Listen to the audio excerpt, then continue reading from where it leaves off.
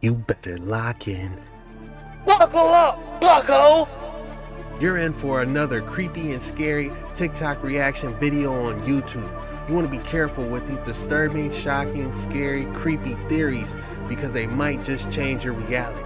If you haven't already, slap that like button. If you're new around here, hit that subscribe because we got so many bangers you can go back and watch. But let's get straight to this video. Let's go. This photo is interesting. Look at the Liberty, look at Lucifer. Look at Liberty, look at Lucifer. Look at Liberty, look at Lucifer. Damn, the similarities. This is pretty similar. Drop y'all thoughts below on this. It says the mystery of the massive buried wall in Rockwell County, Texas. Officials tell us that the massive wall is a result of a natural formation. Is this natural formation or is this something to do with our buried past? Let's dive into this one. There have been many different clues to the many great civilizations that have been written out of our history books. This is the Rock Wall in Rockwell County, Texas. In the late 1800s, farmers started making an unusual discovery. A large wall spanning all across the county. During the course of digging, they found many giant bones and remains. Of course, the Smithsonian took them away for examination, in which they were never seen again. And we get just a laughable excuse from the mainstream as to what these walls are. Yep, that's right, pause to read. They were nothing more than just natural formations. We'll just remove the evidence of the giants that were covered up. And just look at the walls itself. Does anything look natural about this wall? Amazing how many times the narrative just on the surface leaves so much questions. And people wonder why we scrutinize the official history. If you want to believe this is a natural formation, that's your prerogative. As well as all the artifacts found there as well. Just natural as well, I'm sure. But I think this story goes a lot. There have been many different clues. If you thought about getting Ray-Ban Metas, you might want to watch this. How the two Harvard students used Meta's Ray-Ban special glasses and figured out that you could dox people in seconds. When you look up, they literally went around looking at people. So they got something called iX-ray, iPIMS. It's an app, right? It's a tool extension of the glasses. So it allows you to put people's face in the frame of the glasses and it'll instantly pull up addresses, your phone number, your name. It can even pull up where you work and what type of work you've done. And no one's talking about this. Now, I'm a gamer, but I'm not like a super gamer. You know what I'm saying? But this is Watch Dogs in the flesh. And like a few years ago, Black Mirror showed us that this was a possibility. Similar to Star Trek showing you FaceTime was going to happen before it happened. Black Mirror and Watch Dogs have now officially done the same thing. So nobody's talking. If you thought about getting Ray-Ban Metas, you might want to. I didn't even know Ray-Ban Metas was a thing or was even out. Have you guys heard about it? The firmament, now peep, right? This is every different sun cycle during these time frames, and it do the exact same thing, peep.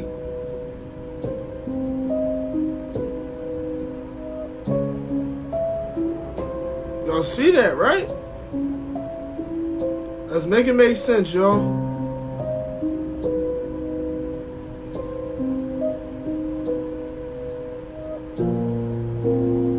Hold the flashlight up to the bowl.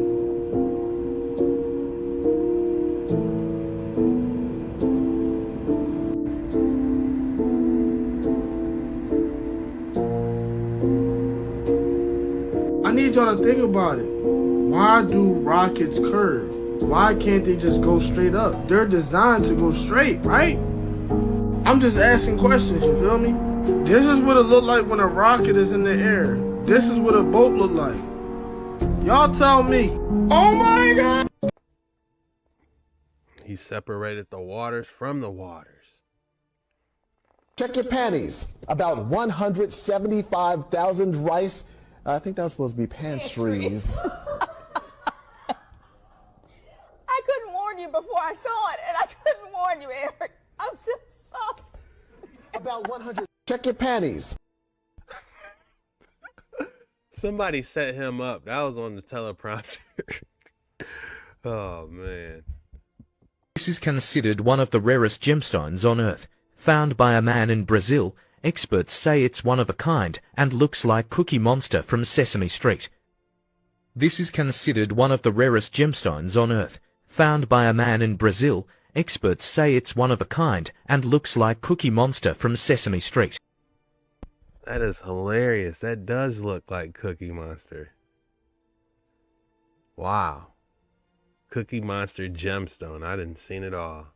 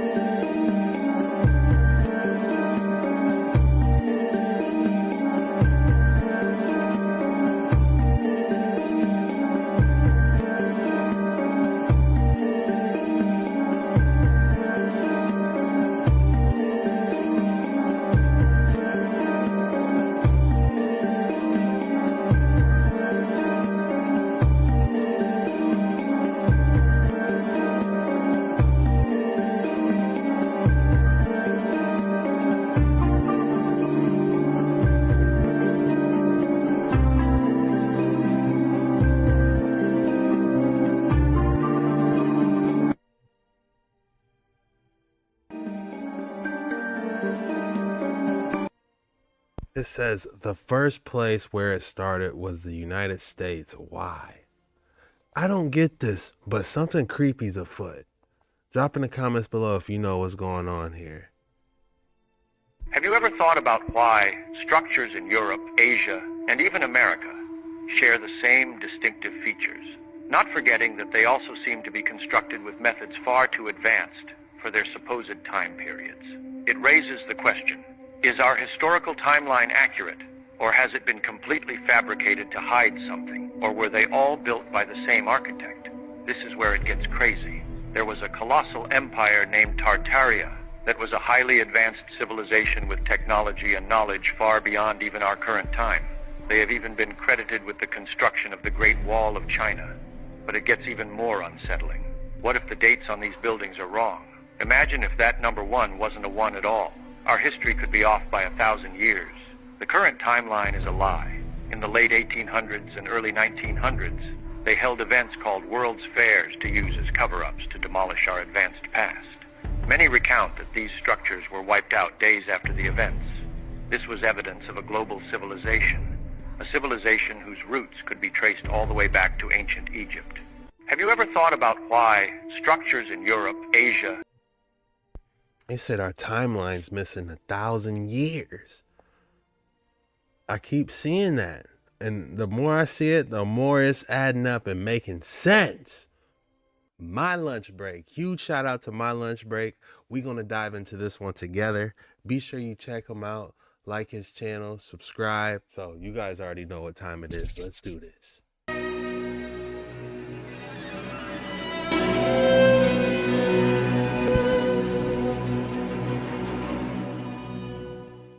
We made it to episode 100, and today we have an email that was sent to us that I've been saving for today. Let's make episode 100 great. Today, we expose it all to the world. Buildings, structures that are from the previous civilization in every single state, looking so out of place. Palaces that I believe were originally meant for all of us and have since been taken over. Today, we go and visit a palace from the old world that now holds a new name, calling it the Wisconsin State Capitol Building, located in Madison, Wisconsin, where we are told that this is, of course, the 5th structure to serve as the Wisconsin State Capitol. We have seen this over and over, multiple buildings. We know here that this narrative is 100% repeating. This is not the fifth building on this site, and we all know this. Today, this narrative will be exposed to the world forever. I'm going to put the mainstream narrative into checkmate right now. We are told that in 32 AD, the people from 2,000 years ago were over in Palmyra, Syria, constructing palace cities. Stone, marble, and granite columns all over the place 2,000 years ago. Exactly like we have shown and gone into great detail about. And then we evolve and we advance so much over the next 2,000 years that we construct the first Capitol building in Wisconsin. And it's a prefabricated wood frame house without heat and without water. So what the heck happened? How can we evolve and advance from stone and granite columns everywhere in the world into wood frame sheds? If you had your eyes closed and your fingers in your ears so far, you would still hear and you would still see that we are not evolving and we are not advancing. We fully understand at this point that an event took place within the last few hundred years that took the previous civilization, an extremely powerful and an extremely advanced group of people, and removed them all. An event that set all of us back to the beginning. Dirt roads, a brand new history. Horses and wagons and outhouses. We are told that the first Capitol building was constructed in 1836, the wood shed. And here is a photo of it, supposedly. And if you ask me, it looks like something that we build today, using the same pathetic vinyl siding that we do today, and then telling all of us this ridiculous story about it. We have shown that the world population, if you go back only a few hundred years, it drops down to basically nothing. Nobody was here in the 1700s, all according to the information that we are given. 1840, 1,800 years after the palace cities in Syria. Nobody was here in the entire state of Wisconsin. Not just Madison. Only had 30,000 people in the entire state. And you might say, well, that's because the USA is new. It's a brand new country. We just started in 1776. Well, the same thing is going on in Syria, with a massive spike very recently in the population. Were they a brand new country? No, they were not. Just like we have shown, without even looking at the photos, without looking at the narratives, by only looking at the population data, we can clearly see that a population of nobody. They were not riding around on Seabiscuit and their wagon attached, hauling granite and carving stone, constructing palaces 150 years ago, without a power tool. All better than we do today. And in a much more efficient, faster timeline. 100% something happened based on the data that we are given. Now, in 1860, the entire state of Wisconsin, the whole thing, only had 775,000 people. They didn't even have 1 million people yet. This is 1860. In 1850, only 10 years before that, it drops down to 305,000. So then in 1840, they only had 30,000 people here. This is the entire state of Wisconsin, only having 30,000 people. They're lying. They gotta be lying. Those people been there. Damn. 10 years before it had 300,000. Do you see how fast the population's dropping here? In 1837, how many people were in the whole state of Wisconsin? Like 15, 20,000 people? How many people lived in Madison? That little city. That's the whole state of Wisconsin. So how many people lived in Madison at that time? 1,000 or 2,000 people? Well, here it is. Madison, Wisconsin, 1850. 13 years after the date we're talking about, where we know the population spiked dramatically. 1850, only 1,525 people. So how many people were in Madison, Wisconsin in 1837? Do you still believe what you've been told? Milwaukee, Wisconsin had 1,712 people in 1840. 1837, 3 years before. Madison, Wisconsin, half of them being children. How many people were here? Who was trained to build these Capitol buildings? And why is our population worldwide basically zero? Just 184 years ago. Who was constructing the palaces? Who was training everybody? No power tools, no shipping companies, no people. What are we seeing today? Why would a population of nobody, and half of them being children, why would they need to construct a second Capitol building in 1837 when nobody is here to even verify that this was actually happening? We are told these stories, and we all believed it for years until now. Verified by nobody and built by nobody. They are already on to their second Capitol building in Madison, Wisconsin, all because of the growing government of 4 people. They need to keep making new Capitol buildings, supposedly, to govern over nobody. Or did they know that this was the beginning of our new timeline, and they were preparing for all of us to be here, creating these fake stories before we all got here? And then we were all inserted into this fabricated system, located on the same exact site, we are told, of the present Capitol building. We're unable to verify if this second Capitol building was ever even here, because there was a population of basically nobody. A stone structure, we are told, all to explain this old world palace that is here before us today. Just take a second and look at it. Look how beautiful this is. You know, and they're doing this in the old world. It almost makes you sad that we're not seeing buildings built like this in today's world. You know, just seeing the different type of technology that they would use to build something like this nowadays. Just imagine, you know, they took this from us, guys. Why did a population of nobody, a population with 0 training processes, freezing in the winters and struggling, why did this small community need to replace a palace stone structure over? Did you guys see that? I'm not going to interrupt them too much because it's getting good. But did you see? To explain this old world palace that is here before us today. Why did a population of nobody, a population with 0 training processes, freezing in the winters and struggling, why did this small community? Look, they had something on the top. Some type of figurine, some type of statue. That looks like the same type of statue that they had during the World Fair in Chicago. These people cared. Every time they built a building back in the day, they cared so much. You know, they gave it their all. You know, these Cracker Jacks that they just be throwing up today, these boxes, they don't care like they used to, man. This is sad.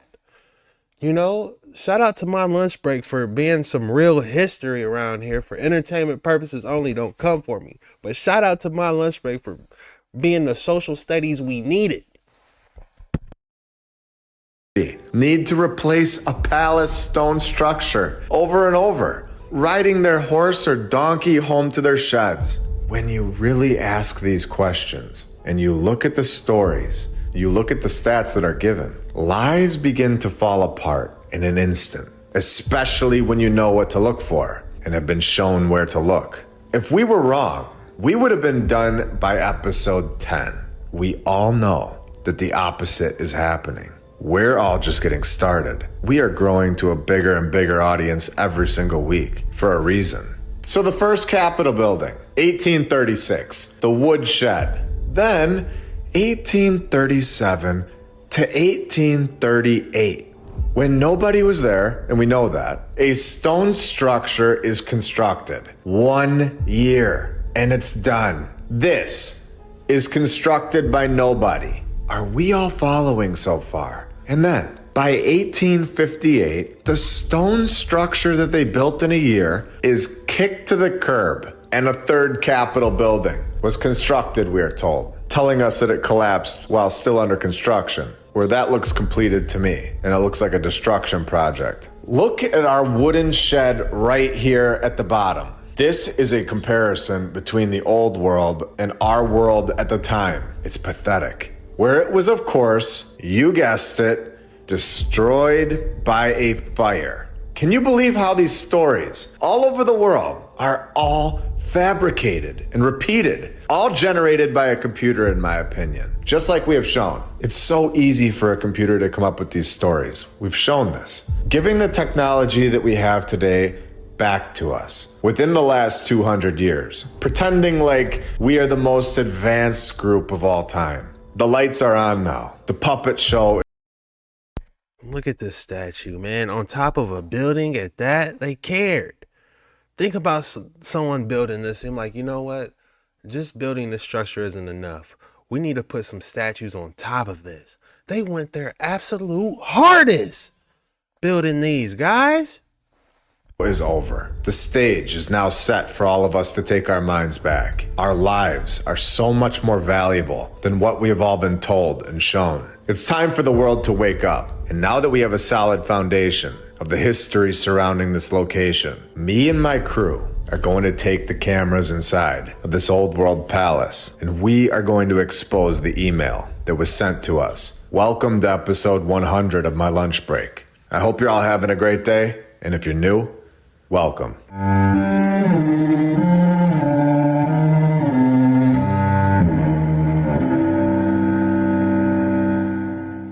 Just get your popcorn ready. Here we go. Capitol Tours and Information tells all of us there are a few tunnels that the Wisconsin State Capitol building connects to. It connects to the Risser building across the street. There is also a tunnel that continues from that tunnel down Milwaukee Street that transports utilities and steam. Tunnels that are still in use today. There is a separate tunnel that goes down East Washington Street as well, all connected to this state capitol building, all below our feet. And then, of course, the closing statement to all of us, a building that I believe was truly meant for all of us, telling us, unfortunately, the tunnels are not available to the public. You got to be a 33-degree Mason to access that tunnel. 100% for entertainment purposes only.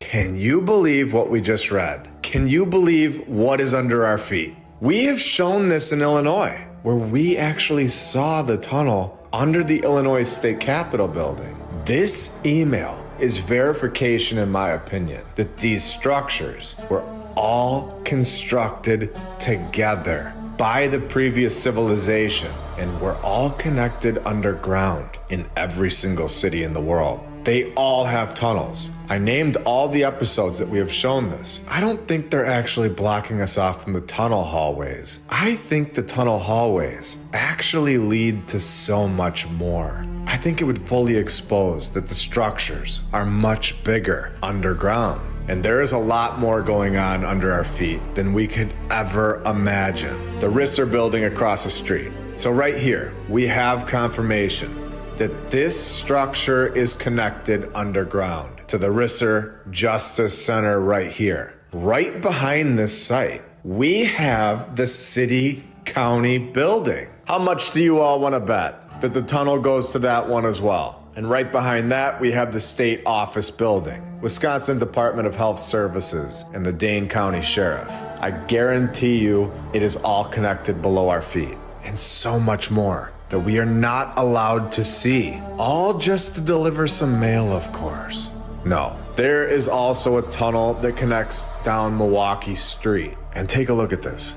So right here, we have the state capitol building. And then we can see how close the University of Madison, Wisconsin is right here, which we will get into. But take a look how far these tunnels run. They are not just in one singular area. They extend far out. a massive web of underground tunnels and structures. We've shown in Chicago that there are structures below our feet. They've told us this, below many people's homes. And we saw that in New York.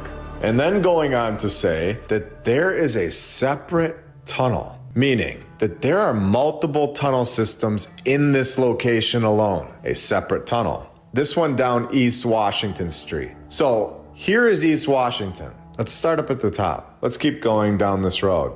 And let's see where this connects to. Keep going. Let's keep going.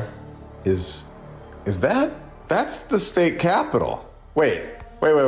There's a separate tunnel, we are told, that goes down East Washington Street as well. Is this guy telling us that there are multiple tunnels that all connect to this single point, the state capitol building? I think that's exactly what we're seeing here. Multiple tunnels, not just multiple tunnels in the whole city. It's multiple tunnels right under the city of Madison, Wisconsin that are all connected to the singular point of the state capitol building. That was an energy center. Every single capital in every single state capitol building, you can bet your bottom dollar, bucko, that there's tunnel systems running through it. They said this just isn't for show, just this architect in this building. We got an entire tunnel network connected to this. Man, this iceberg is way deeper than it appears. If you're having fun, hit that like button and subscribe. We're all trying to pass Mr. Beast right now. So if you could hit that subscribe button, that'd be awesome. All right, let's keep going. We're told the second capitol was constructed on the same site as the present capitol in 1837, with a population of a couple squirrels and like 4 people. How long have these tunnels been there in this location? I personally believe it's much longer than 1837. I believe that all of this was found and repurposed. And then we are all given these fabricated stories. This email is absolutely incredible information to our research. Yet again, more going on under our feet. So much more than we understood before this research. The thing that I love most about this research is that it really is verifiable. You can all go to these places. They really are blocking us off from the site. They really do have tunnels in every city connecting to the buildings. A lot of tunnels all over the world, having millions of bones that they now call catacombs, where a lot of people buy a ticket and go and see it. We have also found a tunnel system that goes 17 levels underground, showing all of us that this place that we live is so much more than what we are told, not just on the ground, not only within the narratives, but also under our feet. Now, I found the blueprints to the basement of the state capitol building, where the area is rarely visited by the public. And they give us this photo with the description saying that it has ceiling paintings in the basement of Roman gods. I want to revisit this fire from the third Capitol building in 1903. They wanted a new Capitol building. The third one was not cutting it anymore. They needed another one. So they began researching a replacement, of course. So the fire story is that on the night in February 1904, a gas jet ignited a newly varnished ceiling in the third Capitol building. Although the building had an advanced firefighting system, the nearby water reservoir was of course empty, allowing the fire to spread, and the entire structure, besides the north wing, burned to the ground, with records, books, and historical artifacts stolen. Stolen? No. Lost in the fire. It was definitely lost in the fire. That was, of course, just random. A random fire, of course. I guess while they're trying to destroy it and get a new building, remember, I explained this in our Minnesota Capitol building episode. These structures were all over this place. They held a ton of information inside of them. And we've seen that inside the cornerstones. But we all know there's more, especially when there's underground structures and tunnels. But they did destroy a ton of them to hide the true past. This third Capitol building, it was here in my opinion. I believe that all of these buildings were. They were all here. They just weren't the state capitol building. All they're doing back then is taking the items of importance out of these buildings and moving them over to the other building. They had thousands of these palaces all over the place, which is why there were so many great fires in every single city, where thousands of buildings burned down in a time period where there weren't even any people. Can you imagine what all those buildings looked like? We see what that building looked like, and there was hundreds more that got eviscerated. Who knows what type of artifacts, painting, statues were on them. Man, we seen the Chicago Mail Center, massive Chicago building that they got rid of and put a black box instead of it. I'm gonna drop a photo right here of it. You know, they got rid of this. And they got rid of hundreds of these, guys. Man, it's sad.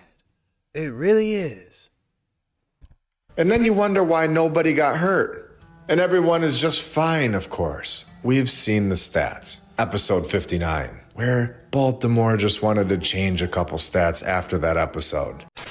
On February 3rd, 2024, we released episode 59, The Great Fires Hold Flaws. Episode 59 is on Rumble. If you want to see it in the full, unedited version, released on February 3rd, 2024, as you can see right here. And just 4 days later, on February 7th, 2024, the Baltimore Magazine puts out an article changing the narrative of the Baltimore Great Fire, where the original narrative told us that the Great Baltimore Fire caused no deaths. And 4 days later, after our episode comes out, now 1 person in the blaze, with 4 more succumbing later to fire-related causes.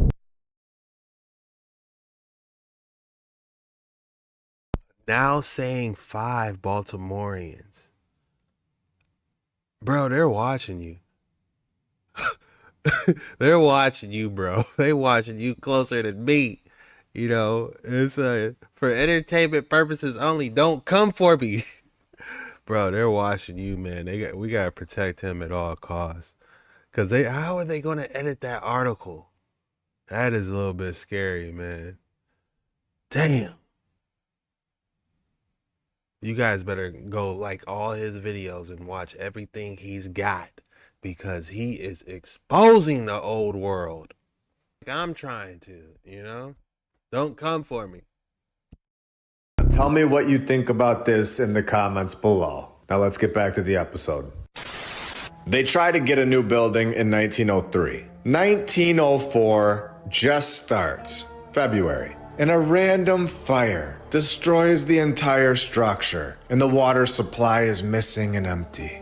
And all the records, the books, and historical artifacts are all lost. The fire occurred just after the state legislature had voted to cancel the capital's fire insurance policy. And I don't believe that at all. What a weird statement to make right there at the end. That is something that a guilty party would do. They would say, I didn't do it for the insurance policy.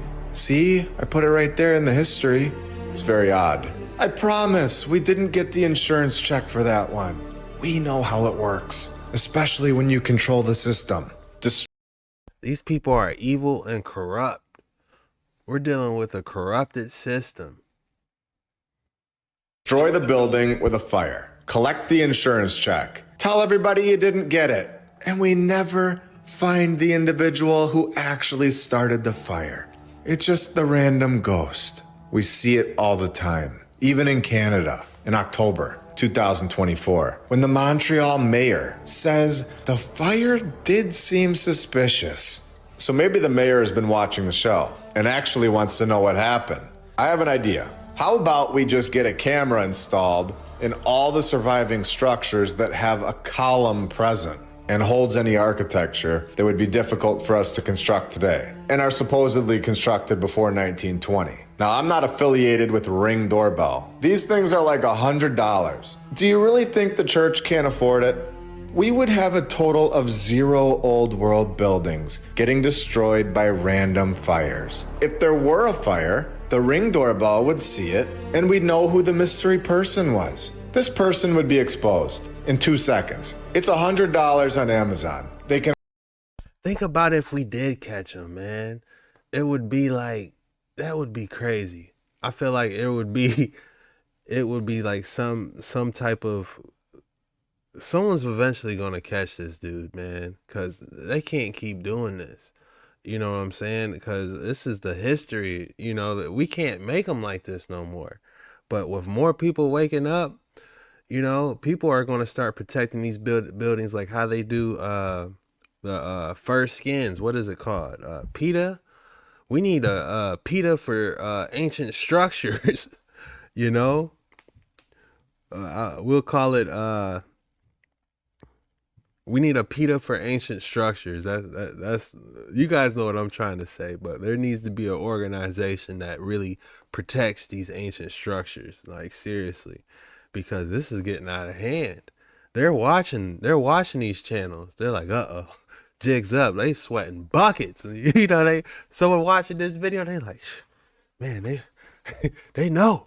These people ain't as dumb as we thought. They putting these pieces together. Can all go get one today. It would take 10 seconds, and it would be there in the morning. It's so easy to fix this issue, which is why it is so obvious that they don't want to fix the issue. These are deliberate attacks on the old world structures, and it's been going on for much longer than we ever realized. So like we showed, the state capitol is here. And wait, what is this next to the capitol? The Wisconsin Masonry Center. Okay. Huh. Do you think they have a tunnel too?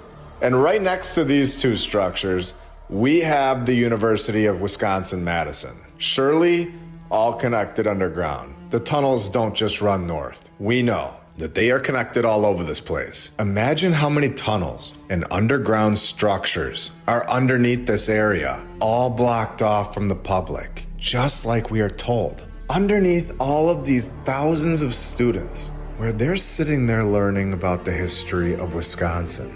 And you know they've never heard about the massive web tunnel network right below their dorm. This is incredible. Now let me ask you, how many of these structures from the old world were handed over to the state? Government-run indoctrination, no. I mean, education institutions. I would say these buildings have been hiding right in front of our faces and have been doing so for so long. Thank you to all of our badge members. Hey, you see a boy right there.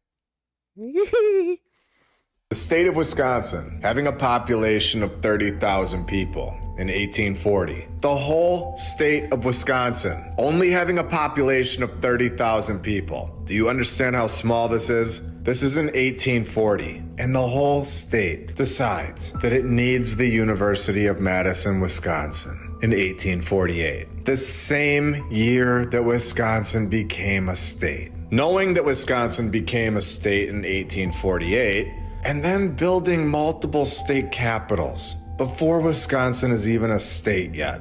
I think that's pretty odd in my opinion. Just throwing together state capitals, universities and the rest, with a population of nobody. And they don't even have a state yet. It's almost like they knew that we were all on the way. I think they did.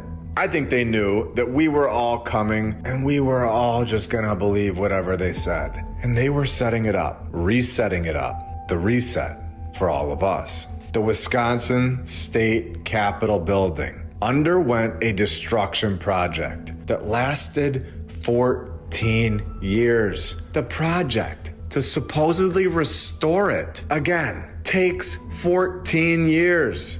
When they tell us the project to construct the entire building and all of the tunnels and the rest only took 11 years. So it takes 3 years longer to restore the building that's already there than it does to construct the entire thing and its tunnel network. It's absolute nonsense. This building was there and has been there for much longer than we are told. And we all know this. In the 1970s, they had sealed up the stairs in the building. From 1988 to 2002, they found these stairs and are now uncovered. And this is what we are told about. What else have they found? What did these stairs lead to that were sealed up? Then they say they lowered the basement 2 feet. Clearly, they are very interested in this underground floor, or floors, just like we are here. And I don't blame them. I wish I could see them. The fact that they are blocked off from the public is very telling. This is a building that is supposedly meant to represent all of its people. Each state capitol building in the United States presents the basic, fundamental attentiveness of the state government to the people it serves. The people it serves. The buildings are there to serve the people. The elected officials are elected by the people. They are installed by the people. These buildings are there to serve the people. Yet the building that is meant to serve the people holds tunnels, and they are not available to the people. I wonder what these buildings was originally meant for, though. If you know what these buildings was originally meant for when they built them, drop it in the comments below, because I'm sitting here thinking, if it's for the people, then what was it? Was it like a giant apartment building? Can people just take shelter there like a park? Like, what was it?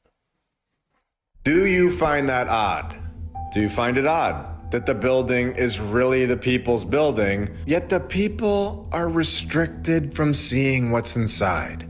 Now, for the people that live in this area, if I leave this part out of the story, I'm sure we'd see it in the comments. So I will inform you all that there is a man, Robert Grunenwald, better known as Tunnel Bob, a resident of Madison, Wisconsin, a man that has been exploring these tunnels since the 1970s. And apparently he lived in the tunnels under the University of Wisconsin-Madison. Patrick Rothfuss, an author, wrote a book about Tunnel Bob called The King Killer Chronicle that won a bunch of awards and was a New York Times bestseller. Now, the interesting part is that Patrick's father apparently had access to these tunnels and gave Tunnel Bob permission to work in the tunnels. And I don't know Patrick. He's probably a great guy. Again, I don't know him. But just looking here at what's been written, in 2001, he wanted to reach his charity goal of $333,333. And then later that month, he added a stretched goal of $666,666. I'm just gonna guess, but I'm sure he'd agree with me that these are interesting numbers. Remember, Patrick's dad knew something. His father gave Tunnel Bob permission to work in the tunnels. Patrick's dad worked in the U.S. Army in the 1960s, returning then to Wisconsin and working at the Murder Hospital. And in 1988, he was named the Director of Facilities Management. So I'm guessing he hired Tunnel Bob through that hospital, which means that the hospital is also connected and holds tunnels. In his books, this character is based on Tunnel Bob, depicting a character who lives underground, a labyrinth of old tunnels and hidden rooms beneath the university. Is this a fictional book, or are there old tunnels underneath the university? What do you think? Drawing on stories and elements from the real-life Tunnel Bob, what is really below our feet right now? What did his dad tell him? Is this story based on fact? All under the University of Wisconsin-Madison. Treasures, a room filled with pipes, serving as a pathway between different areas. Is this taking place all over the world, in every single city? At this point, I do believe so. I believe we are just getting started. And I believe understanding that there are massive tunnel networks from the old world right below our feet. I believe that this is going to unlock it all and show that it isn't possible for all of the incredible palaces to be connected underground, miles apart from each other, and then blocking it all off from all of us. Something massive is off. We are not shown the truth over and over. We are given what they want us to hear, and then the rest is hidden, including facts like who constructed the first 4 Capitol buildings, which construction company was building stone structures in a year. from 1837 to 1838, when nobody even lived in Wisconsin. This was not the Capitol in 1837. This was another structure that they found and deleted from the world that we all live before we all got here. John S. Fuller took this photo. And what else was he taking pictures of? I think John S. Fuller was a little confused as to what these structures were doing here. And while we're at it, tell me I'm not tripping. Is that possible it could be an airship up there? This ancient photo, could there be an airship right there? Just throwing that out there.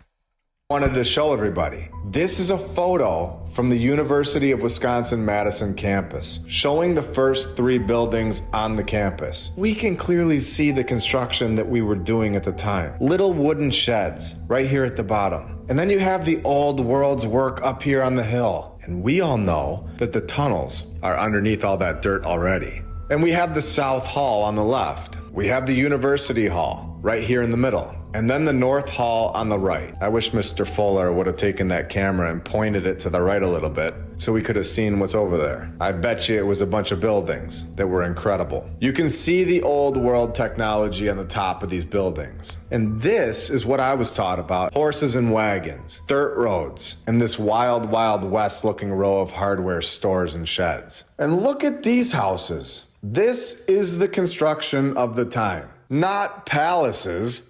The dirt roads, the wooden fences, these people were freezing in the winters. Then they have these palaces right next to them. I think this John S. Fuller was so excited the camera was invented too early, so he took these pictures to show everybody what he found. And then he probably realized that he was 100 years too early, and nobody was even going to listen to him. Imagine these people walking on the left. They had to be so confused. Or maybe they were just as blind as we were a few years ago.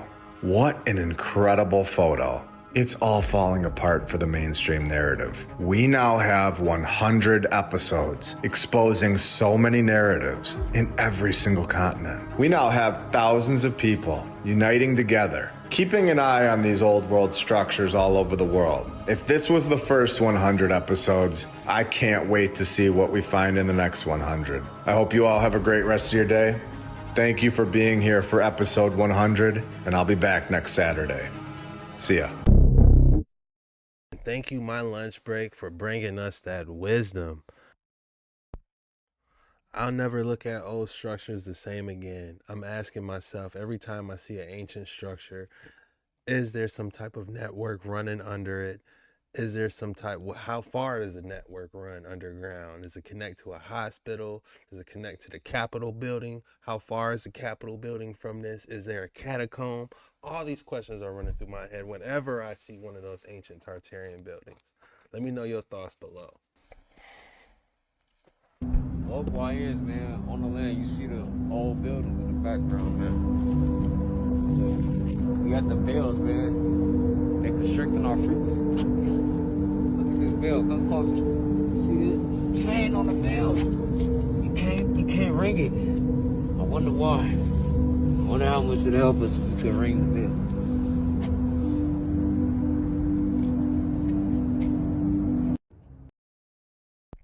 Those bells is another story too.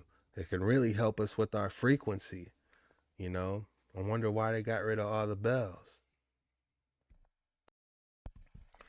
All right, guys, I want to dive into these bells a little bit, uncover the history behind these bells, try to go as far as we can with it, because I know you guys like these longer ones, so I'm going to try to give it to you and stay on topic. So yeah, let's dive into these bells. We're diving into the bells. We're going to go see how deep we can get into looking at these ancient bells. What was the significance of them? Why did the bells get destroyed? I need to know.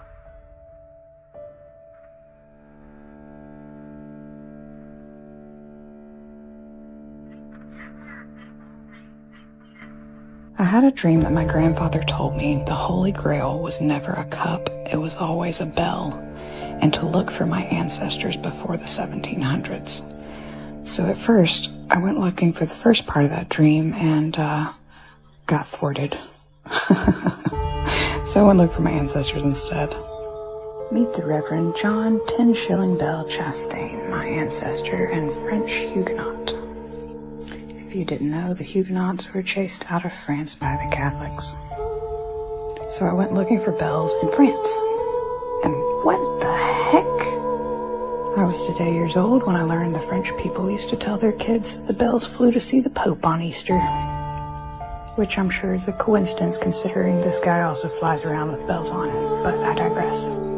So I decided to go back further, found some old friends that you guys might recognize there, and found out that if you ring bells up, they look like cups. I also found out that Pythagoras was interested in bells. But in general, bells were made in the East, in Asia, not in Europe. And so you'll see that bells were associated in medieval art with creatures and monsters rather than with nobility, or even the church, until you reach this guy. This is King Louis, and he went on crusades and supposedly met the Knights Templar themselves. After that, bells became fashionable with the church and everybody else. So you see here some later medieval paintings and such depicting bells in a more positive way with nobility. This is supposedly King David, so this is religious. Here's some more King David. But then we reach this gap in the art where there's just not a lot of bell art for a long time, until actual photographs of these very large bells start showing. And of course, as the Liberty Bell has been cracked. These are bells that were confiscated apparently during World War II and World War I. Look at the number of them. And I just can't believe they didn't show it more in the art. Just super weird to me. But I'm sure it has absolutely nothing whatsoever to do with this. Probably has nothing to do with the people in this photo that they're talking about. Here's an existing bell, and it has a really interesting inscription. I'll run that through the Google Translate for you. There's a fun little Easter egg. I'm sure that has nothing to do with this, right? And probably nothing to do with these tiny castles either, right? But anyway, if you didn't know, now you know that the largest swinging bell is in Kentucky, where my ancestors also lived. Have a great day.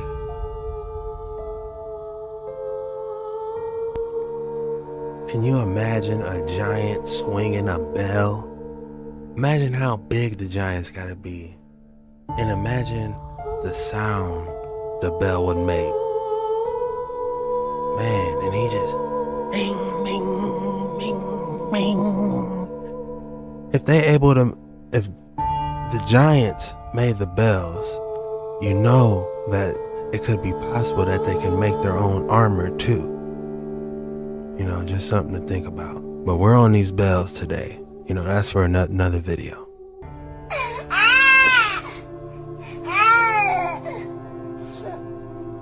If you want to unlock the secrets of the universe, think in terms of frequency, energy, and vibrations. The healing and therapeutic properties of bells are quite vast, and they have been used for centuries. Our bodies resonate on certain frequencies, and when tuned in to just the right one, it can have incredible effects. Just listen to this with your headphones on.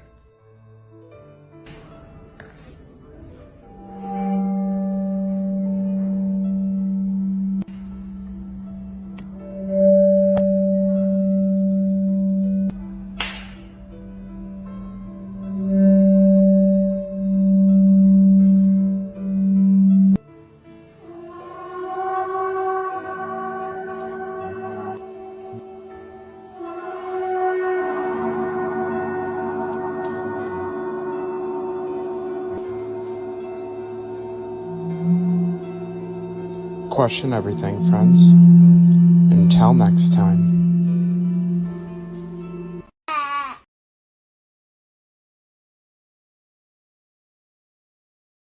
On this creepy and scary TikTok, we're going to be focusing on the bells and the vibrations.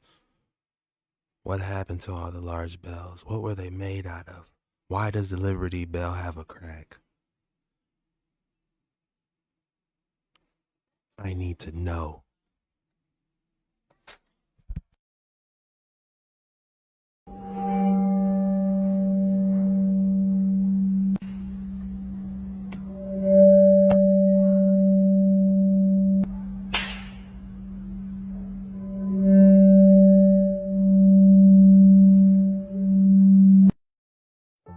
And that sound and that feeling, that is the frequency and vibrations. What the old world used so predominantly. And the true reason behind all the bells that magically disappeared. Or they tell us it was for ammunition for the wars.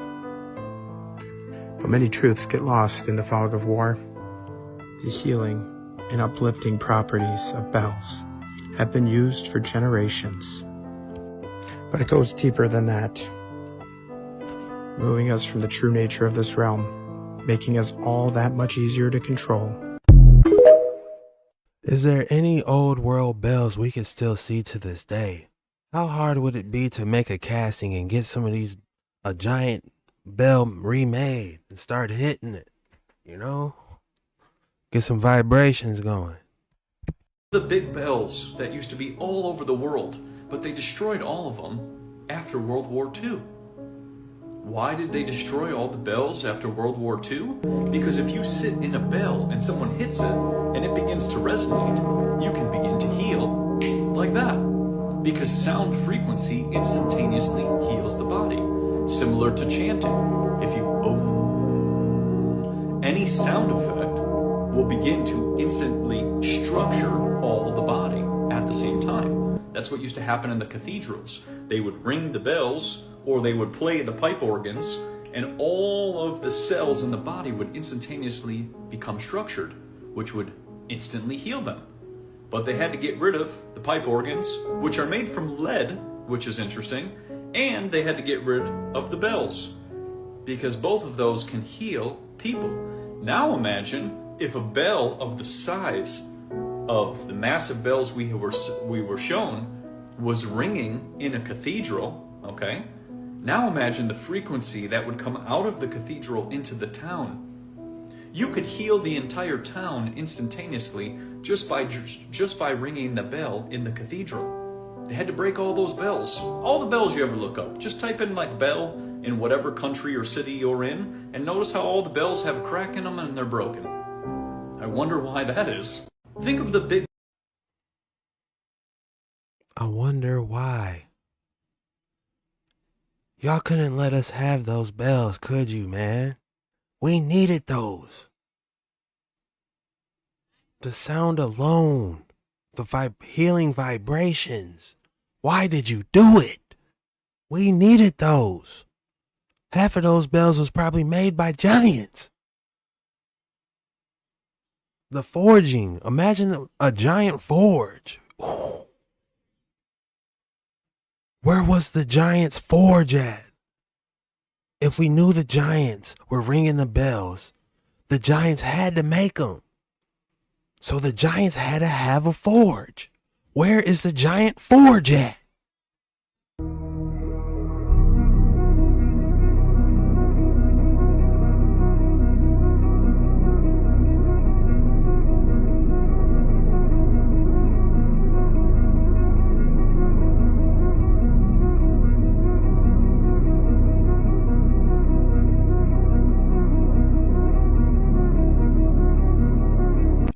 Scientific and has been discovered by mantras and yogis. When the bell rings, it produces a sharp and long-lasting sound. As it was for ammunition, but many truths get lost in the fog of war.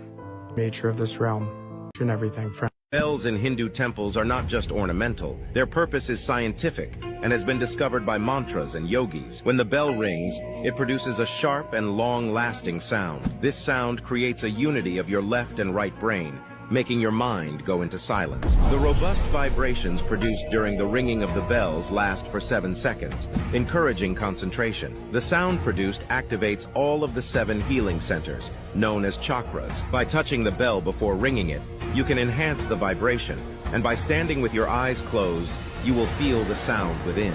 The sound of the bells is believed to destroy negative energy, including bad spirits and evil powers. Bells produce an auspicious signal that can calm the mind, please the gods, and elevate your spirit. Bell sound therapy is also used for anxiety, stress reduction, and emotional healing. What are you waiting for? You can try this right now at your nearest temple. I'm sure there can't be a temple without bells. To go to your nearest temple or go to your nearest cathedral. Oh, whoops. They got them all. They got all the bells. Savages. You couldn't just leave us one. Just give us one giant bell we can hit. Come on, man. Give us one of those giant bells. Seems to have been some sort of worldwide decree to destroy church bells. Understanding why hundreds of thousands of giant bells were destroyed will help you to understand the Great War for the human soul.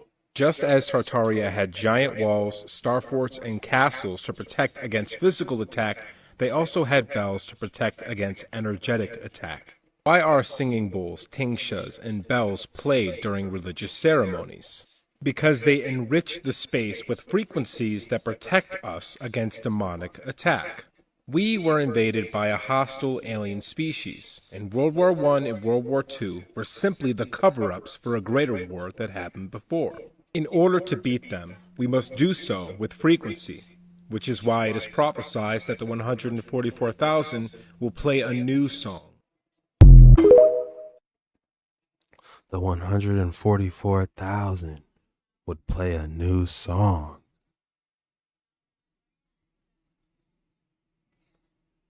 That is so amazing because there's nothing new under the sun. So when it says something new's about to happen, imagine that sound.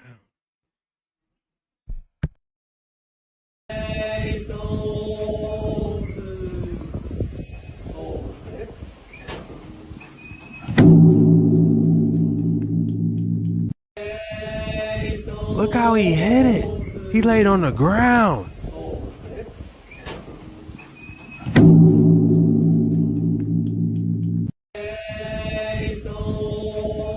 One more time, man.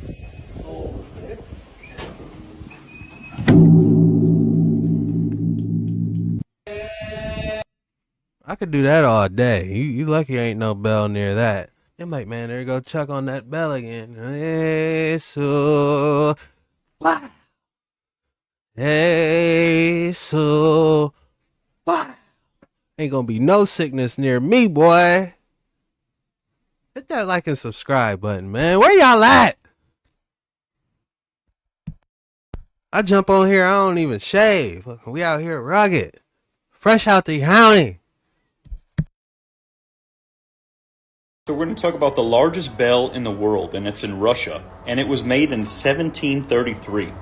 So think about that, okay? Think about the timeline of how people were living in supposedly 1733. Now, this bell weighed over 400 to 440,000 pounds, which is 200 tons. Okay, and where is it at? Well, somewhere where we know what's going on right now. So we're going to talk about the largest bell in the world, and it's in Russia, and it was made in 1733. So think about that, okay? Think about the timeline of how people were living in supposedly 1733. Now, this bell weighed over 400 to 440,000 pounds, which is 200 tons. Okay, and where is it at? Well, somewhere where we know what's going on right now. And it says its value on account of the gold and silver which it contains is said to be very great. So it's a gigantic bell made out of gold and silver that weighs 400,000 pounds. Now, what's interesting is the largest bell in America is in the Cathedral of Montreal, and it only weighs 28,000 pounds, which is still pretty heavy. That's 14 tons. The old Liberty Bell, which rang in the Declaration of Independence, which was signed, weighs only 1,500 pounds. So this is 1776. They're making bells that only weigh 1,500 pounds. This is 1733, and they're making bells that weighed 400,000 pounds plus. Think about that. So we're going to talk about the largest bell in the world, and it's in Russia.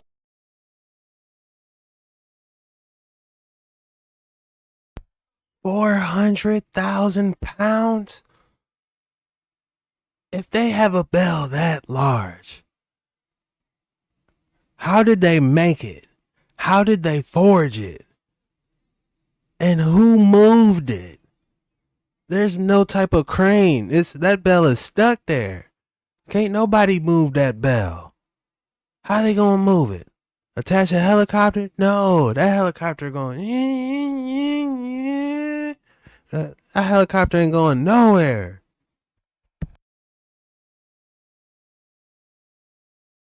Alright, let's talk about Tartarian bells, what they did, why it was important, and where the hell they all went. To the original poster, sorry I didn't just stitch your video so they could hear what you said. My stitches always get messed up. For anyone watching this video, make sure you watch the original poster's video. It's a really cool story. The reason there used to be so many bells is because bells clear out negative frequencies. More specifically, and welcome to JetskiChucK, they rid the space of demons.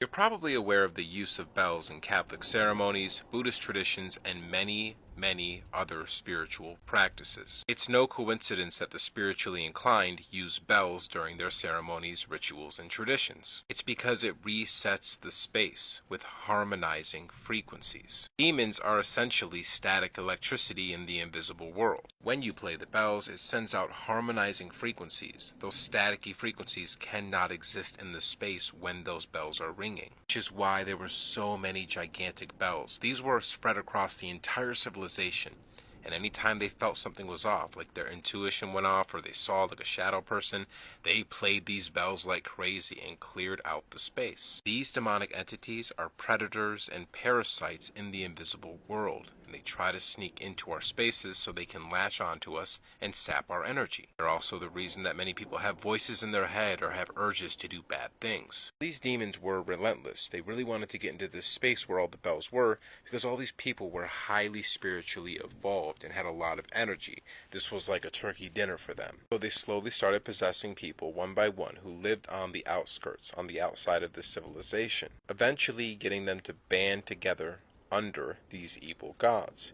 And then they went to war with this civilization, and they were instructed by the demons to take all the bells down first. This was the fall of Tartaria, and potentially the fall of Atlantis. They were masters of frequency. Just look at the old papers in Egypt when they talked about being invaded by these barbaric demon-possessed people. They used to use their ankhs in line with the pyramids to shoot frequency energy at the enemies. They called them the sea people. Here's a couple pop culture references to kind of support this idea. Remember, the subconscious is always trying to speak the truth through art. For one, the breaking of glass at weddings. This is about creating a harmonizing energy to start the marriage, to clear out the space of any negative energy. Remember, many times demons are creations of our own dark thoughts and emotions. In Spider-Man 3, when he's fighting the symbiote that's attached to Venom, he plays all the music on the bars and makes the symbiote go crazy. The symbiote is a metaphor for the demon. The massive amount of other stories where they're singing and playing music to destroy evil. Here's where it gets really interesting. The strengthening of the right hand in Revelations is about strengthening you spiritually.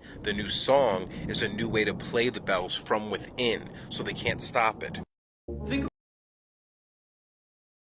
Man, after hearing that, I need to get me a couple bells, to get the ringing. Keeping them demons back, man. Definitely need that. What he said about Spider-Man and Venom, that's a good analogy, because the only way to defeat Venom is you got to be ringing that bell. Venom didn't like, the sound. So that's a great analogy. Now we really see why those giants were swinging these giant bells, keeping them demons back. And here's another thought. It could keep lizards from shape-shifting too. The reptilians, they can't shapeshift with them vibrations, or it'll expose their true form. All you gotta do is hit them with that ming, ming, ming, and see what they look like. Biggest bell of Verona's cathedral.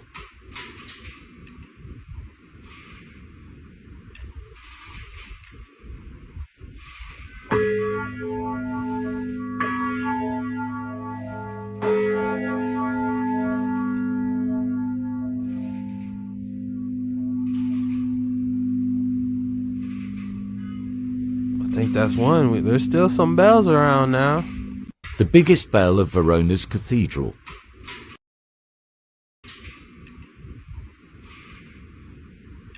I think the bells of the old world had a lot more purposes behind them, from construction to healing, and they weren't just made for us little people. Just look at us little inheritors standing in front of this giant bell in Russia. Just look at some of them. Do you really think us with no power tools, no heavy lifting cranes, could have really created something this massive? There was such a focused effort to remove all these bells. They say it was for ammunition. But just look at the crowds and the controllers that gather around these bells as they're removed. They got to make sure they take their picture in front of the cameras as the bells get removed, all with such glee in their face.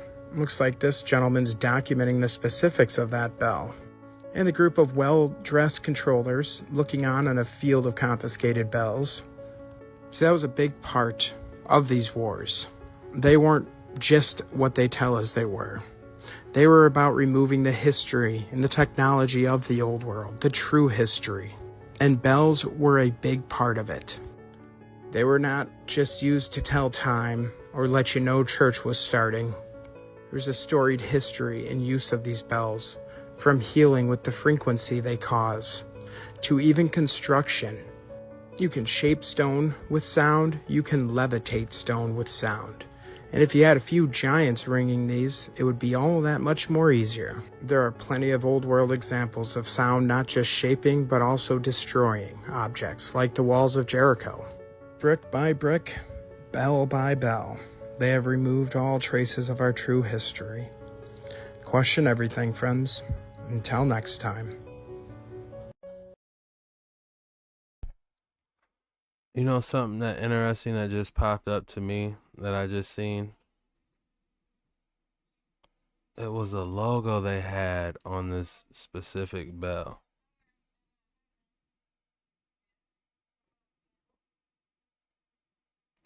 What are they saying on these bells? Love and memory. Man, look at the size of those. Man, I can't read that. It looks like it's in French or something.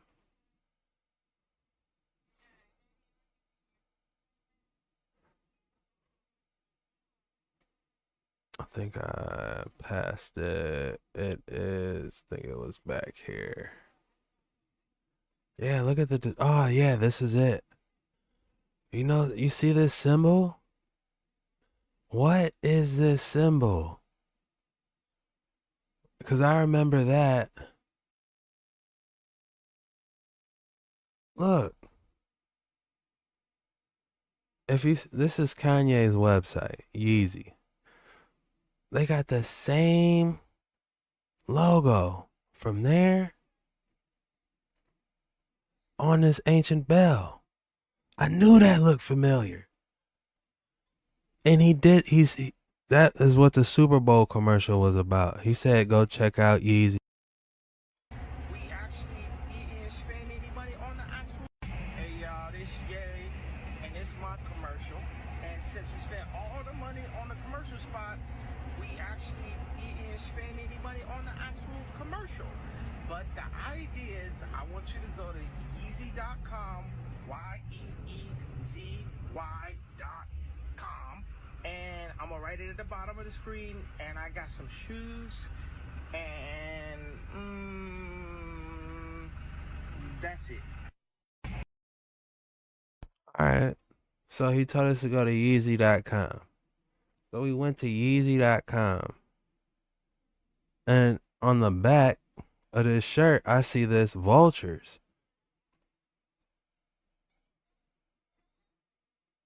What is that logo? Is my question. Because I'm interested now because it's got this. It looks like some type of royalty, some type of, you know, woman in a fancy dress. And then it's got this symbol on it. So what is this? And obviously it's a giant bell. Look what they got they got all these ropes. So this is probably a 20,000 pound bell. Who made this? So many questions on these dark waters, man. I just seen that. I just was like, man, let me put 2 and 2 together.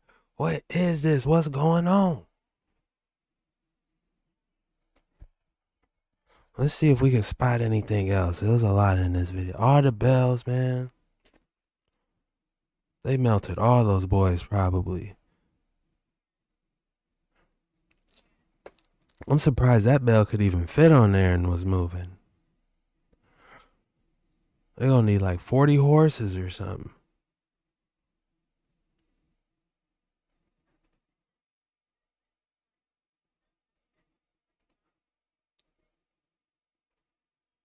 Heard all over town.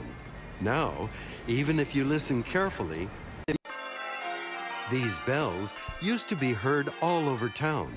Now, even if you listen carefully, even if you can still see the bell tower, the sound is lost after a few city blocks.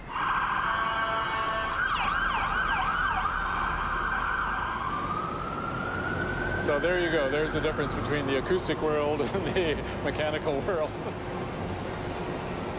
Half a block.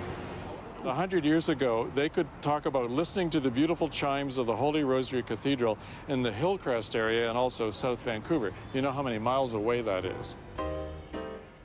100 years ago, Holy Rosary was one of the tallest buildings in the city. Today, it's lost in a concrete forest. If the ringing could be heard in Hillcrest, nearly 40 blocks away, then the acoustic profile of the bells has shrunk to less than 1/10 of what it was.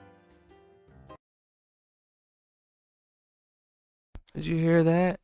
They could hear it 40 miles away.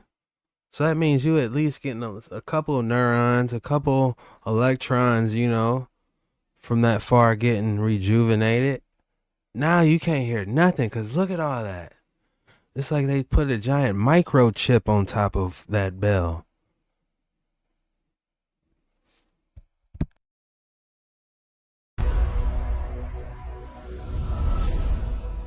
According to new research from Washington University in St. Louis, red bricks can be converted into energy storage units that can be charged to hold electricity, like a battery.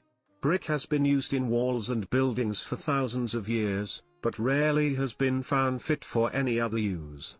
Now, chemists in arts and sciences have developed a method to make or modify smart bricks that can store energy until required for powering devices. While some architects and designers have recognized the humble brick's ability to absorb and store the sun's heat, this is the first time anyone has tried using bricks as anything more than thermal mass for heating and cooling.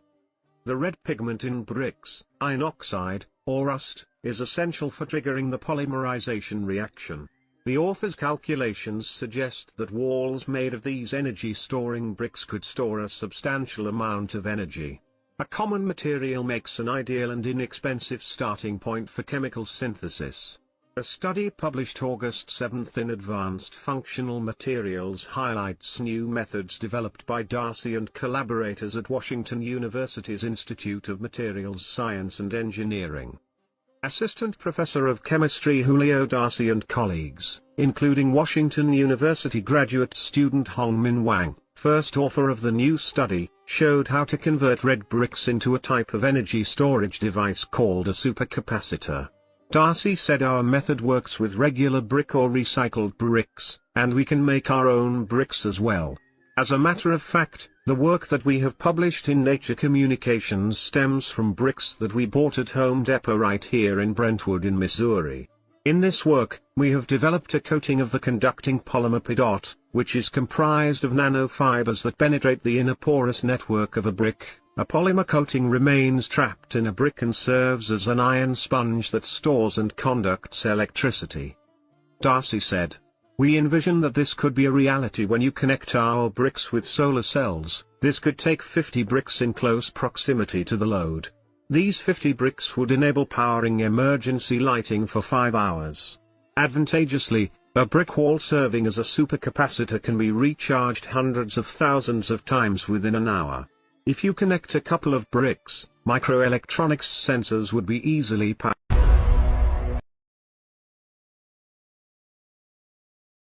So they're telling us red bricks can be a superconductor for electricity.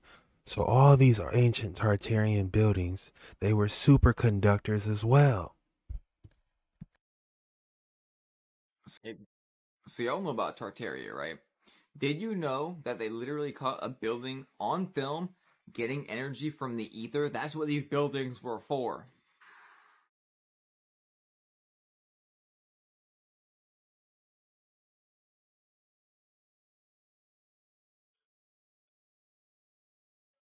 Exactly why all the old world buildings went up to the point so high up.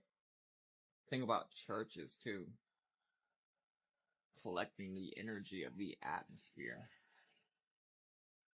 Allegedly free energy.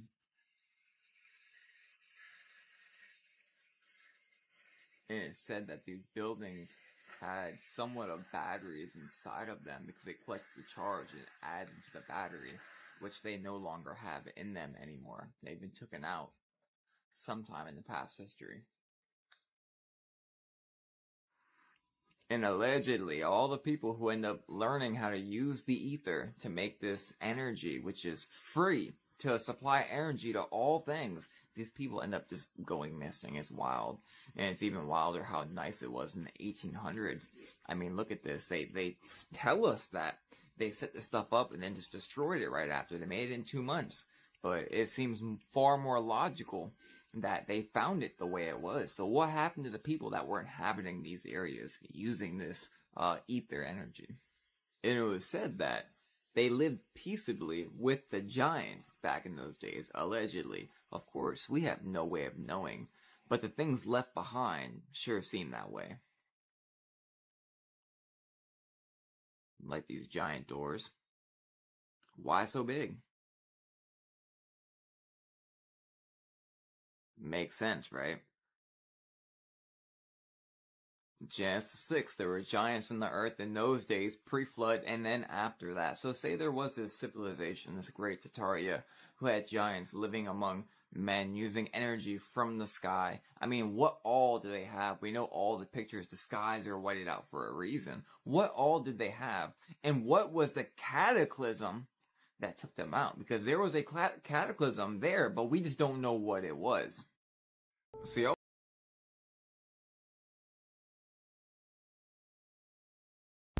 What better proof do you need than that building harnessing ether from the atmosphere?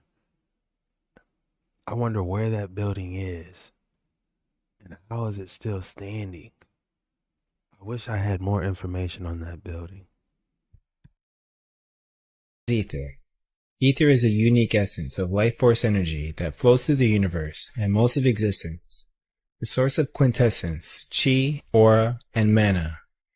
It is the mystical celestial element that is also known as the fifth element.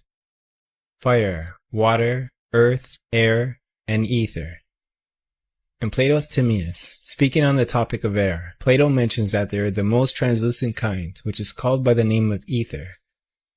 One claim is that the ether is the pure essence that the mythological gods lived and breathed in the same way humans did with air. Another claim is that the ether is a force used by God himself to create the universe.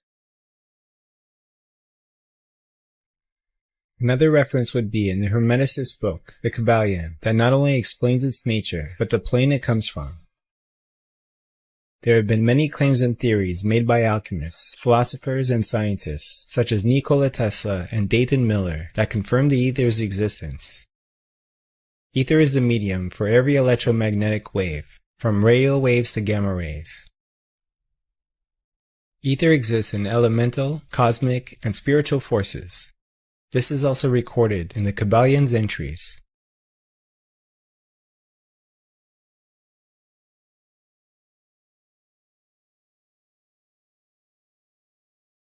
If Nikola Tesla is responsible for telephones, radio waves, communication, and he's telling us that there's ether, how come we haven't dived more into ether and this technology? You know, it seems like they just putting up these radio towers and want us to connect to these radio towers more than they want us to connect to the ether.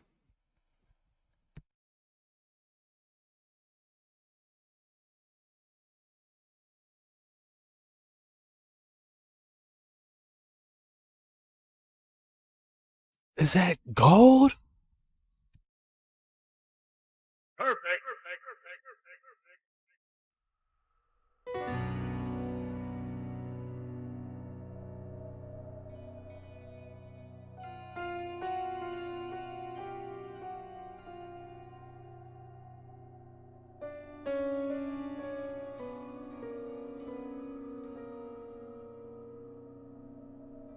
Perfect.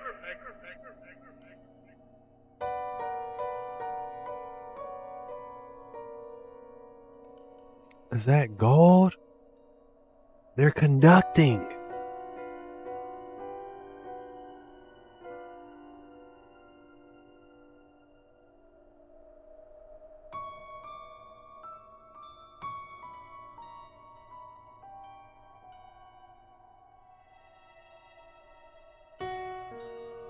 What more proof do you need if you don't believe in the ether?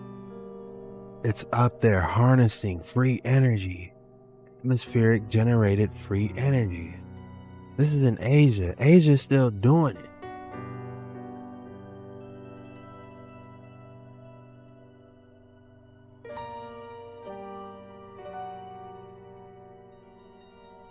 Like it's no one's business. Wow.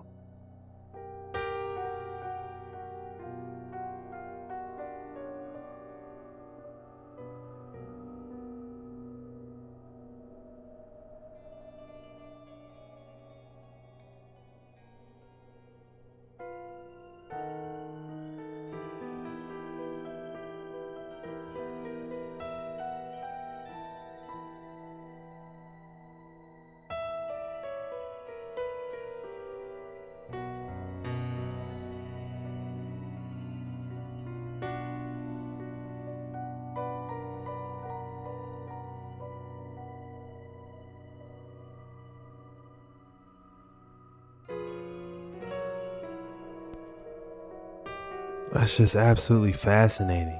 I want to know your guys' thoughts below on this one. Tell me what you think about in the comments below.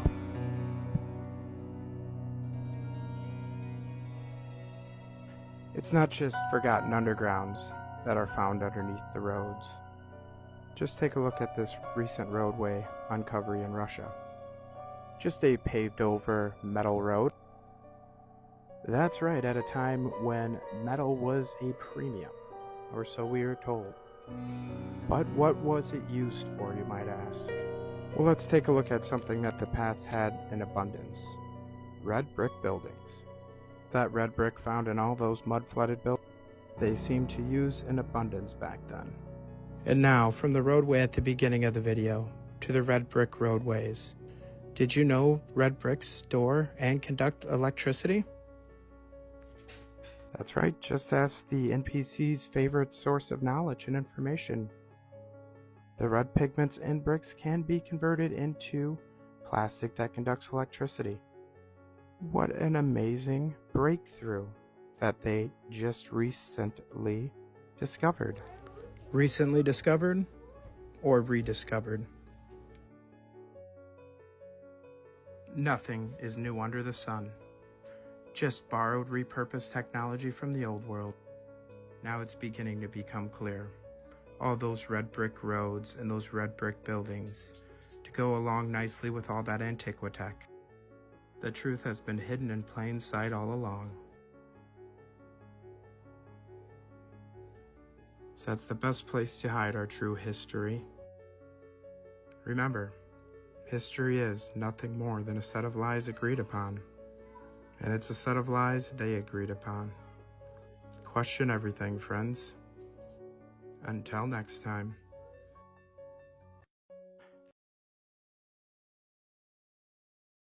It's called His Story. They all got together and said, what is our story going to be? Because they can't know the truth. So it's his story. Our history is his story. We've been lied to about everything.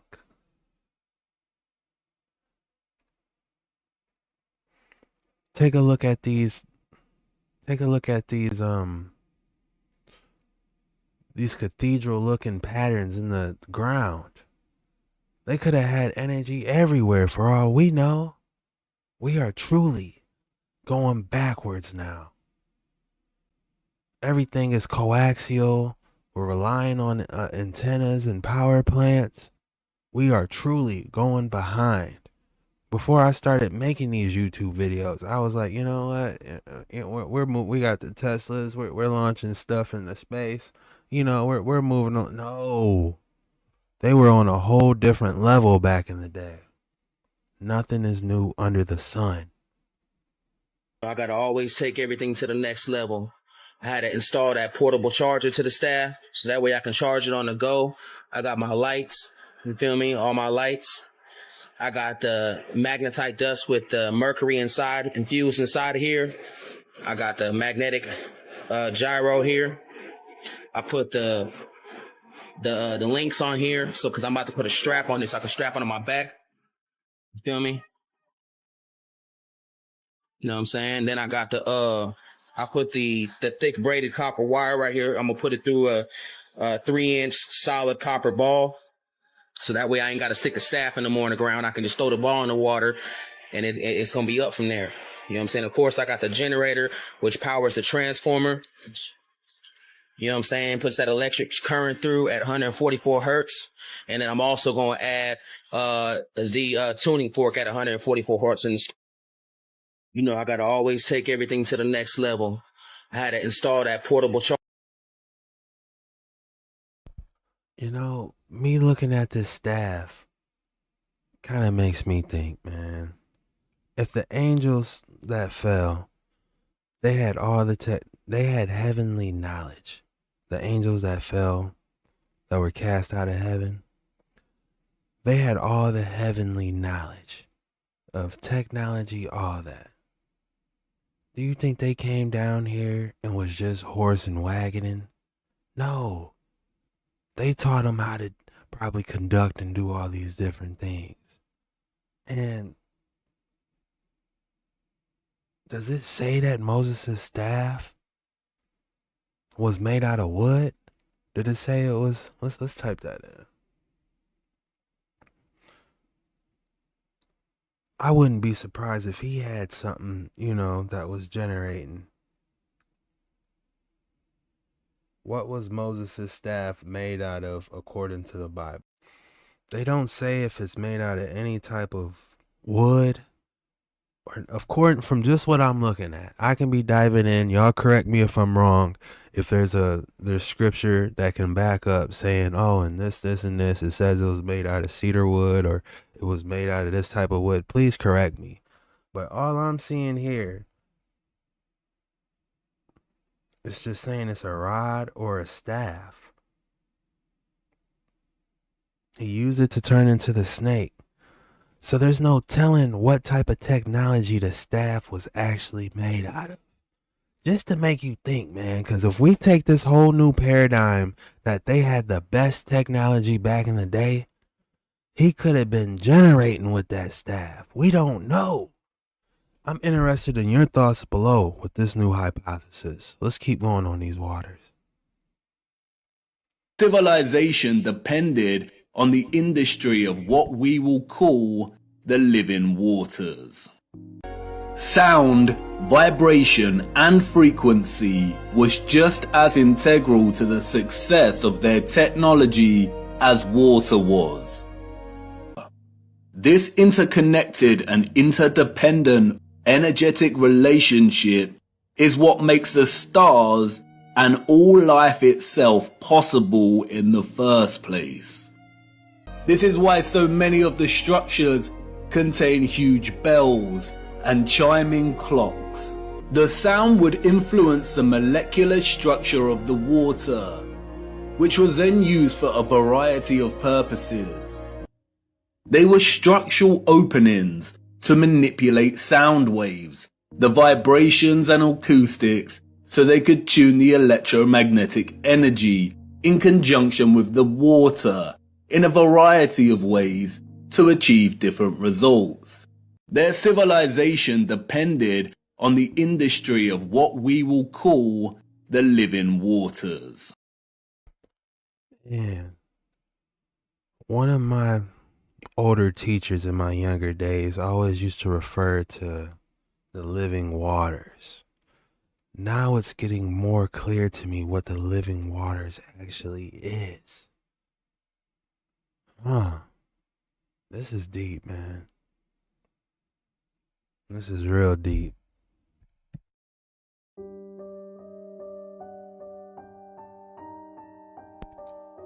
I just want to take a moment and show you some of the different types of decorations, what they were able to create in the old world.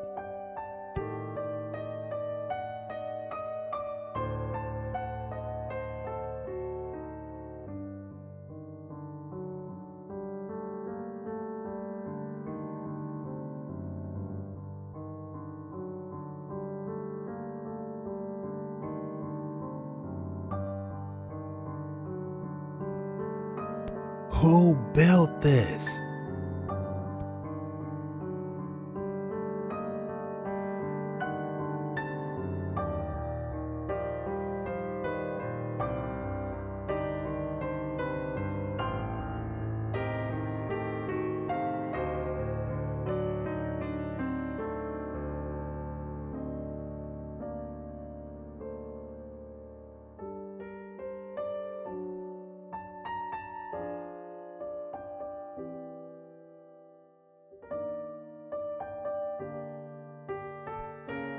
Our generation didn't build this. This had to be 1600s, 17, 18, and they just found it.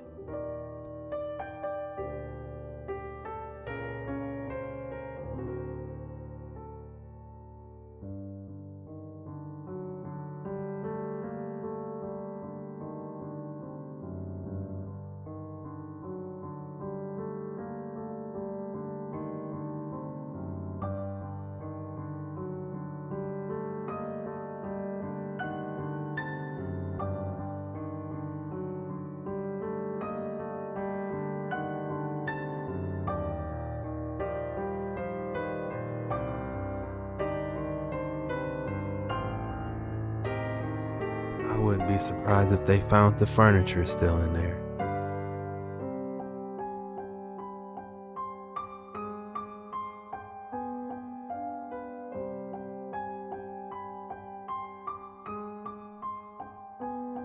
Somebody tell us the truth. Who built this?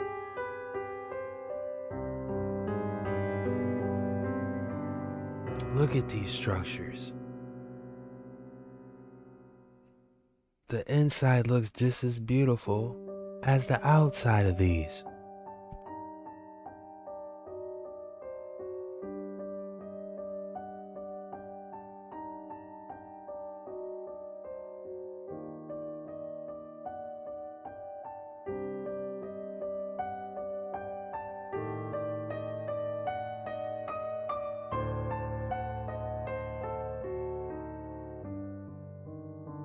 Look at the lion on top. Man, this stuff is priceless. Beautiful. The lion has a crown.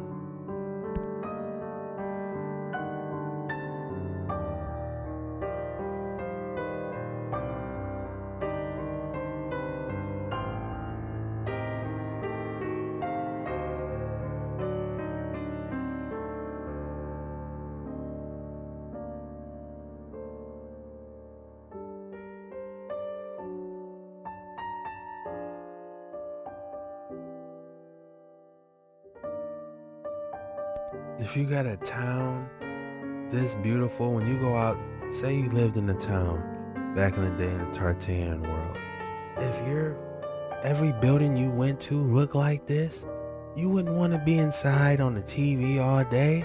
You would want to be walking around, gathering that ether. Just the vibration of the building is going to heal you, you know? They want us trapped in a room with goggles over our head and darkness.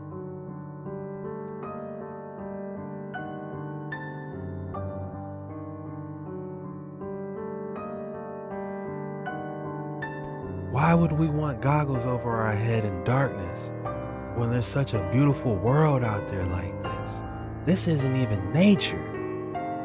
You know, I love nature. I love trees. I love the birds. I love everything about nature I love. But this type of art gives you some type of a beauty perspective, not comparable to nature, but almost a level right under it that you can appreciate. That's no longer there. Nobody is doing this no more.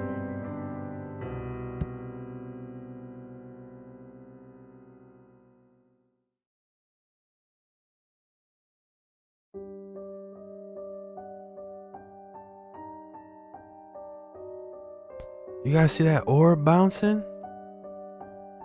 Look at that. Y'all don't see that orb? Something's in there trying to tell him something. I know y'all see that, right? I'm not the only one. That's not dust.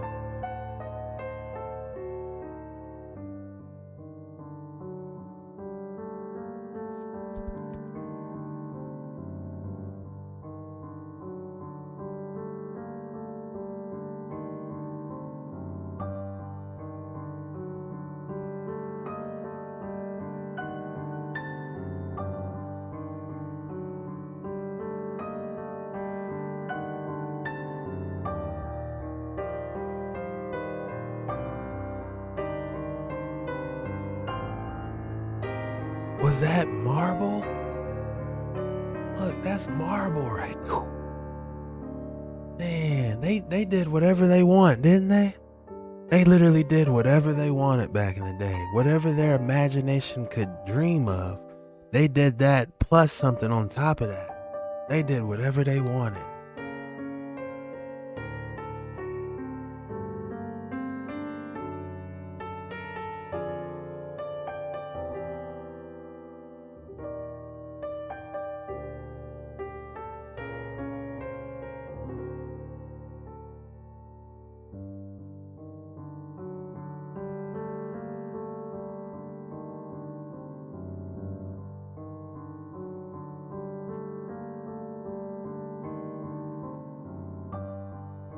You know, it's like I don't know what to say.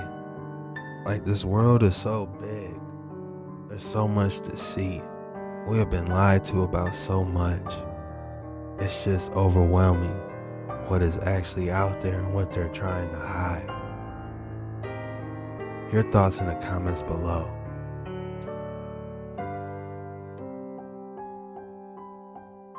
He's talking about unfired bricks.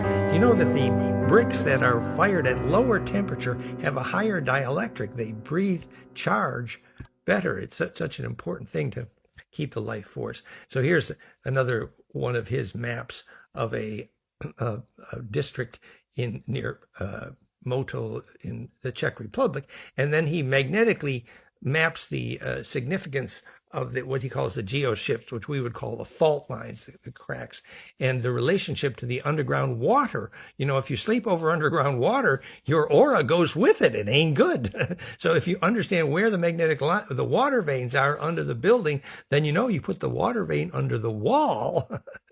It's actually obvious why your aura would travel with the underground water, because your aura wants to go with it. It makes sense. So don't sleep over underground water vein.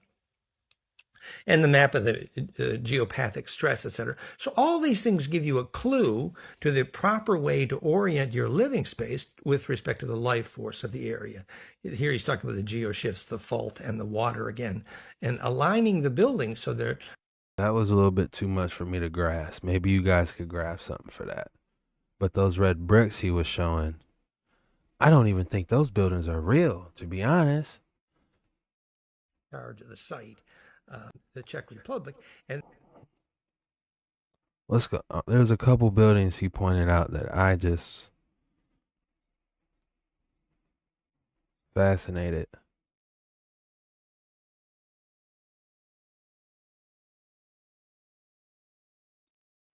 It just was one that's real.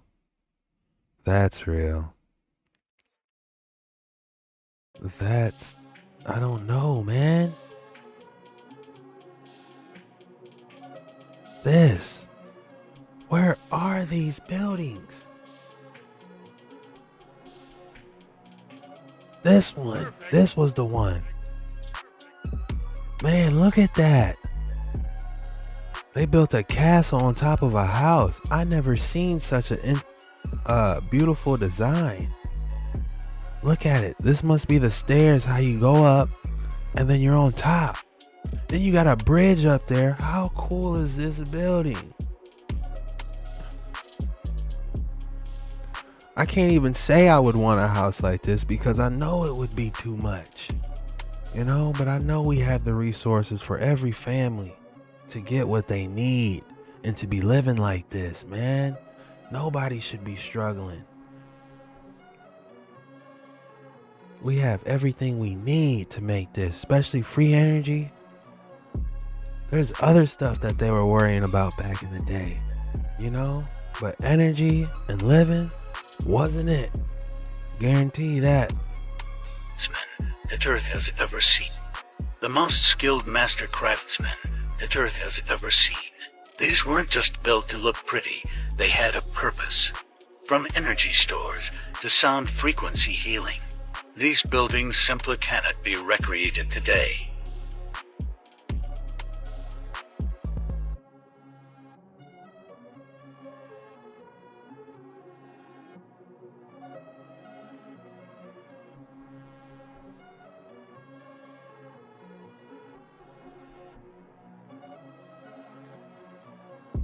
Nobody can recreate these. Nobody.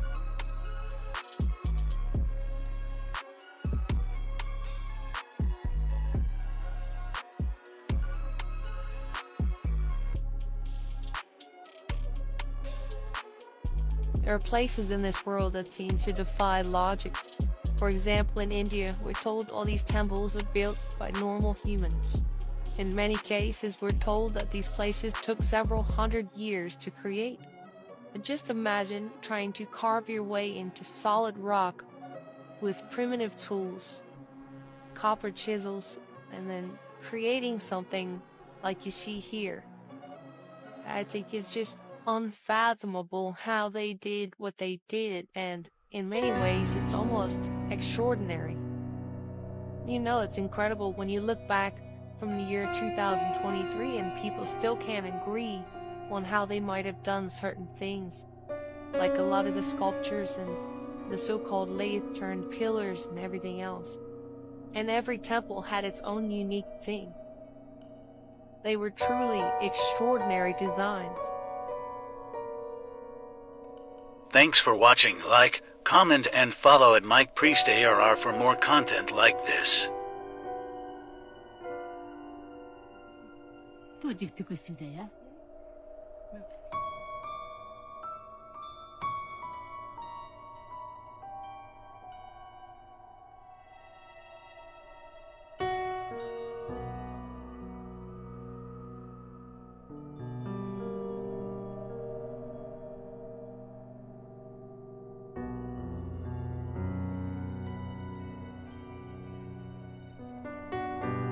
Code word is Tartaria. Type Tartaria if you've made it this far. That's the code word. Thank you guys so much for joining me on these waters as we try to uncover some type of truth from all these deceptions and lies that they do for us for entertainment purposes only. Keep your head on a straight swivel, guys. But man, the veil is getting thinner and thinner. It is everything's coming forward now, man. They can't keep lying to us because the truth will come out.